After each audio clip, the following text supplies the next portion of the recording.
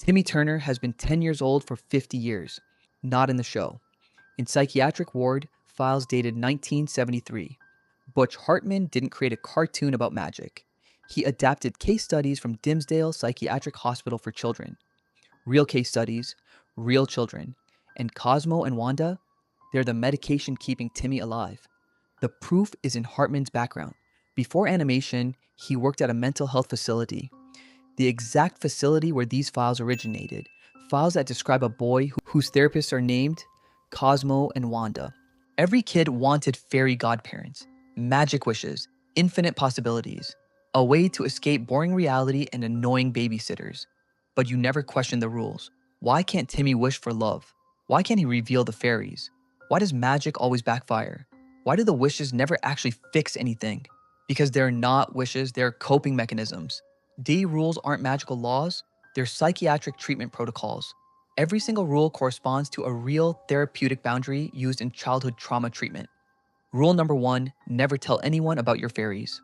Translation, never reveal your delusions to people who might institutionalize you. Rule number 2, no wishing for love. Translation, medication can't fix emotional abandonment. Rule number 3, magic expires when you grow up. Translation, adult onset schizophrenia requires different treatment. Here's what breaks everything open. In the pilot episode, Timmy gets his fairies after Vicky traumatizes him, not annoys him, traumatizes him. The original script, before Nickelodeon's revisions, described Vicky's babysitting as systematic torture. Those exact words. The fairies appear immediately after, not days later, not gradually, immediately, the same night, the exact moment a child's mind would fracture to protect itself. Butch Hartman admitted in a 2004 interview with Animation Magazine, later mysteriously pulled from their archives, that Timmy was based on a real case I encountered. He wouldn't elaborate, but he said something crucial. The magic is how he survives. Survives. Not has fun, not learns lessons, survives. Watch any episode with this context. Really watch it. Timmy's parents don't neglect him. They literally can't see him. They look through him. They forget he exists. They leave him with an abusive babysitter every single day. That's not cartoon exaggeration. That's dissociative disorder. Timmy has disconnected from reality so completely that he experiences his parents as absent, even when they're in the room. The Channel Chasers movie revealed something nobody talks about. Adult Timmy has no memories of his childhood. 0. He remembers being 10, then suddenly being 30. The years between, gone. That's called a fugue state, a 20-year fugue state. But the most disturbing evidence is in the background details. Freeze frame Timmy's bedroom. Look at the drawings on his wall. They're not random doodles. They're the same image repeated obsessively. A small figure surrounded by 2 floating circles. That's a real psychological phenomenon. Children in intensive therapy often draw their therapists as abstract shapes. Circles represent safety, protection. The only adults who don't hurt them. Cosmo and Wanda aren't fairies. They're Timmy's perception of his treatment team. Cosmo, the id, the chaos, the medication that makes him feel loose and silly. Wanda, the superego, the control, the medication that keeps him grounded. Together, they regulate his brain chemistry. Notice how Cosmo causes problems and Wanda fixes them? That's not comedy. That's titration. Adjusting medication doses. Too much Cosmo medication and Timmy spirals into mania. Too much Wanda medication and he crashes into depression. The balance is everything. The balance keeps him functional. But here's where it gets darker. Mr. Crocker isn't a teacher. Look at his obsession with proving fairies exist. Look at his twitching, his screaming about fairy godparents at inappropriate times, his desperate need to expose Timmy's secret. Crocker is another patient, an adult patient who lost his fairy godparents, his medication, and descended into full psychosis.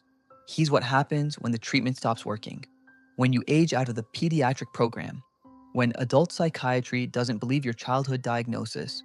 Crocker's twitching? Tardive dyskinesia, a real side effect of long-term antipsychotic use. His hunched back? Thorazine shuffle, another documented side effect from first-generation psychiatric drugs. He's not trying to steal Timmy's fairies. He's trying to prove he's not insane, that he really did have treatment once, that someone somewhere, believed he could get better. But nobody believes him now. The school isn't a school. Watch the backgrounds. Same hallways, same rooms, repeating endlessly, like an institution, like a ward where every day blends together. The other kids, they all have similar trauma patterns. Chester, poverty induced neglect. A J, pressure induced anxiety. Trixie, perfection. The unproduced episodes tell the real story. There's a script from 2003 called The Final Wish. Nickelodeon killed it immediately. In this episode, Timmy wishes to see reality without magic, just for one day, to see what's really real. The wish is granted. Timmy wakes up in a white room, padded walls, no windows. He's wearing a hospital gown with a patient number, 1973 TT. Cosmo and Wanda are there, but they're human. Wearing white coats, holding clipboards, they call him Timothy and ask if he's ready to talk about what really happened. The script describes Timmy's panic, his desperate denial, his insistence that magic is real, that his life is real, that this is just another wish gone wrong. But then Wanda shows him a calendar. He's not 10, he's been 10 in his mind for decades. In reality, he's 53 years old. The episode ends with Timmy screaming, "I wish this wasn't real," and returning to his cartoon world. But now, we, the audience, know the truth. Another script from 2005, The Other Timmy. Timmy meets another version of himself, older, darker, living in Dimmsdale but with no fairies. This Timmy remembers everything. The actual abuse, the actual abandonment, the actual trauma that the fairy world Timmy can't face. This Timmy says, direct quote from the script, "You got the better deal. Forgetting is the only real magic." The episode was supposed to reveal that every character has a real version and a fairy world version. The fairy world versions are the ones we watch. The real versions are in therapy, in institutions, or dead. Tootie isn't Vicky's sister. She's Vicky's first victim, the one who didn't survive. That's why she's obsessed with Timmy. She's trying to warn him. But in his delusion, he interprets her warnings as romantic pursuit. Vicky herself, she's not a babysitter. The scripts call her the night nurse, the one who comes when the regular staff goes home, the one who doesn't follow protocols, the one who makes the children wish for magic to escape. Here's a detail nobody notices. Vicky never ages either. 16 forever. Because that's how old Timmy's real abuser was when it started. Trauma freezes people at specific ages in victims' minds. The Pixies aren't boring businessmen. They're the insurance adjusters. The ones who decide if treatment continues, if medication gets approved, if Timmy stays in the program or gets discharged to adult psychiatric. That's why they're emotionless, calculating, always trying to buy out fairy world. They're literally trying to end the pediatric program and force everyone into adult treatment. HP, head pixie, his full name appears once in production notes, hospital procedure. He's not a character, he's a protocol, the systematic dismantling of childhood intervention programs. But the most devastating revelation comes from Butch Hartman's personal notes, leaked by a former animator in 2019. Poof, the fairy baby wasn't a creative addition. He represents electroconvulsive therapy, ECT shock treatment. That's why his appearance coincides with Timmy's world becoming more unstable. Why reality starts breaking down more frequently. Why the rules stop working properly. The show was documenting Timmy's declining condition, his increasing resistance to standard medication, the desperate addition of more aggressive treatments. Watch Poof's first appearance. He literally electrocutes everyone, causes chaos, makes things worse before they get better. That's exactly how ECT works. Controlled seizures to reset brain chemistry. Hartman wrote in his notes, Poof is the last resort before total system failure. Total system failure, that's medical terminology for complete psychotic break. The Crimson Chin isn't a superhero Timmy likes. He's Timmy's father, or rather, who Timmy wishes his father was. Strong, present, protective. The chin? That's the only feature Timmy clearly remembers from before the trauma. Every Crimson Chin episode is Timmy trying to reconstruct his father's face, trying to remember what protection felt like, trying to imagine a world where Dad saves the day instead of leaving him with Vicky. The anti-fairies, they're the paradoxical reactions. When medication does the opposite of what it's supposed to. when Prozac causes suicidal ideation instead of preventing it, when anti-anxiety meds cause panic attacks. That's why anti-Cosmo is intelligent and anti-Wanda is stupid. They're inversions of the intended treatment effects. Jorgen von Strangle isn't the strongest fairy, he's the orderly, the one who restrains patients during episodes. That's why he's enormous, muscled, aggressive. That's how a small child would perceive an adult holding them down during forced medication. His wife, the Tooth Fairy, she's the nurse who checks if patients are hiding pills under their tongues. Losing teeth is code for trying to avoid medication. Every magical creature represents a different aspect of institutional psychiatric care. The Easter Bunny brings eggs, new medications to try. Santa Claus makes lists, behavioral assessments. Baby New Year causes everyone to forget, memory suppression therapy. Here's what Butch Hartman was actually documenting. The show isn't fiction, it's a 50-year case study compressed into 10 seasons. Timmy Turner is patient TT-1973, admitted to Dimmsdale Psychiatric at age 10 for severe PTSD, dissociative identity disorder, and childhood schizophrenia. The real files, leaked portions at least, describe a boy who witnessed something so traumatic that his mind created an elaborate fantasy world to escape. What did he witness? The files are redacted, but one unredacted line mentions parental involvement in sister's disappearance. Sister. Timmy has a sister in the real world. Remember the episode Channel Chasers?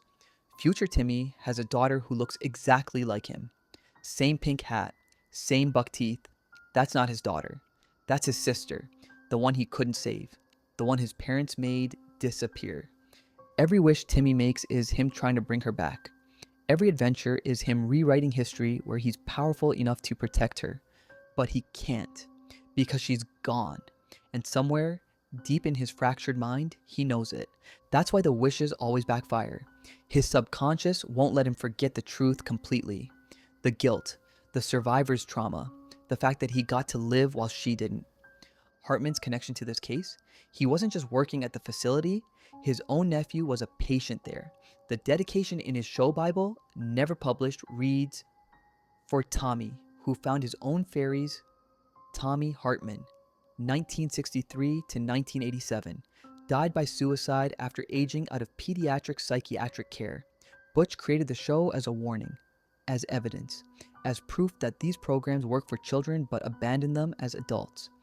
Every episode shows Timmy surviving because of his fairies. Every flash forward shows adults destroyed because they lost them. The TV movies reveal the progression abracatastrophe, Timmy's first major psychotic break. The entire world transforms into various genres, his mind trying different coping mechanisms as the original fantasy breaks down. Channel Chasers, Timmy retreating into media because reality and fantasy are blurring. He can't tell what's real anymore, so he hides in fiction within fiction. School's Out, the complete breakdown of structured reality.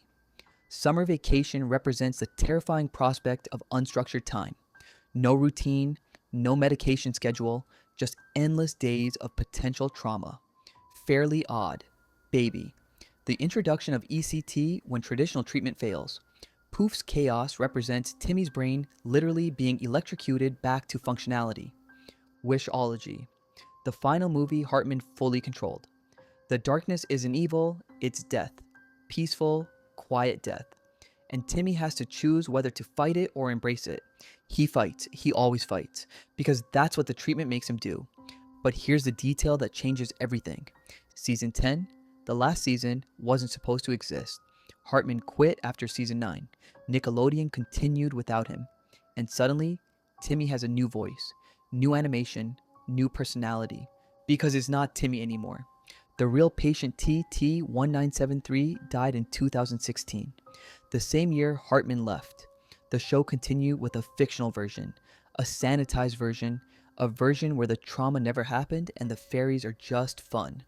Hartman's final episode, Hair Raiser, ends with Timmy saying, "Some things you can't wish away."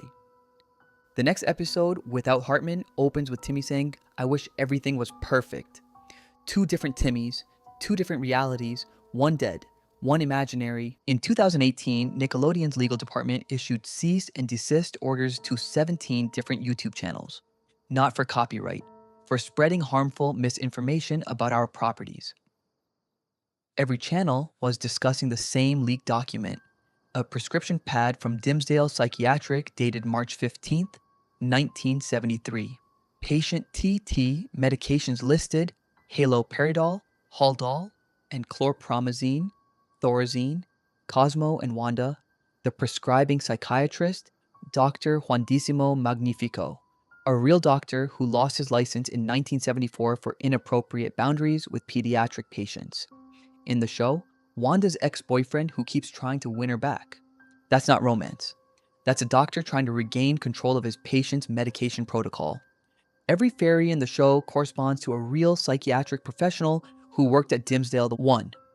Dr. Cosmo Cosma, pediatric psychiatrist, 1970 to 1975. 2. Dr. Wanda Fairywinkle, child psychologist, 1971 to 1974. 3. Nurse Jorgen von Strangel, orderly, 1968 to 1980. 4. Director H.P. Pixie, insurance administrator, 1965 to 1990. They're all real, all documented, all involved in treating children who exhibited persistent delusional ideation resistant to standard intervention. The smoking gun. Butch Hartman's nephew's file contains drawings, crayon sketches from 1986. They show a boy with buck teeth and a pink hat, two floating figures beside him, green and pink, labeled in shaky child handwriting, "My fair godparents." Not fairy, fair, as in justice, as in the parents who treat him fairly, the only adults who don't hurt him. Hartman took his nephew's delusion and made it real, gave it form, color, voice, made it into something millions of children could relate to. Because millions of children need fairies, need magic, need to believe that someone, somewhere, can make the pain stop with a wish. There's one more document, one Hartman himself leaked the day before he died in a car accident in 2021. Yes, Butch Hartman is dead. The person using his name now is his estate's representative. It's titled The Fairy Protocol, Emergency Intervention for Severe Childhood Trauma. It describes a treatment method where therapists enter the child's delusion instead of fighting it, become characters in their fantasy, use their rules, their logic, their magic. If a child believes in fairies, you become fairies. You grant wishes within therapeutic boundaries. You create DA rules that guide them toward healing. You let them be 10 forever until they're ready to be 11. The protocol was tested from 1970 to 1990. Success rate, 73% of patients showed improvement. Failure rate, 27% required institutionalization. It was discontinued in 1991. Reason: ethical concerns regarding reality reinforcement. Translation: teaching children that magic is real, even therapeutically, was deemed too dangerous. Every child in the program was told their fairies had to leave. No explanation, no closure, just sudden abandonment. The suicide rate among former patients spiked 400% within 5 years. Hartman's nephew was one of them. The show isn't entertainment, it's evidence. Proof that the fairy protocol worked, that children need their delusions to survive trauma, that taking away their magic is a death sentence. Every episode is a session transcript. Every wish is a therapeutic intervention. Every backfire is a learning moment. And Nickelodeon broadcasted to millions of children for 20 years. Children who were also traumatized, also neglected, also wishing for fairies to save them. The show didn't create escapism. It documented it. It validated it. It told traumatized children, your fairies are real. Your pain is real. Your wishes matter. Timmy Turner is still 10 years old, not in the show, in the archives of Dimmsdale Psychiatric. Frozen in time, frozen in trauma, frozen in the moment before everything went wrong. The real Timmy, patient TT-1973, died at age 53. Never grew up, never recovered, never stopped wishing for fairies to make it all go away.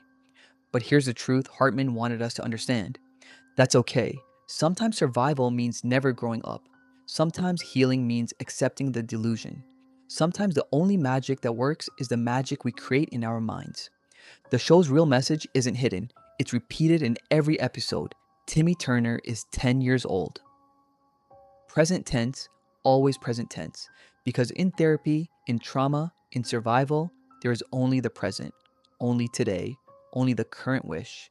Tomorrow, he'll still be 10, still have fairies, still be safe in his delusion. And for millions of traumatized children watching, that's the most magical wish of all, the wish to stay safe, to stay protected, to stay in a world where someone, anyone, cares enough to grant wishes, even if those someones are just medication, just therapists, just a desperate fantasy of a broken mind trying to heal itself.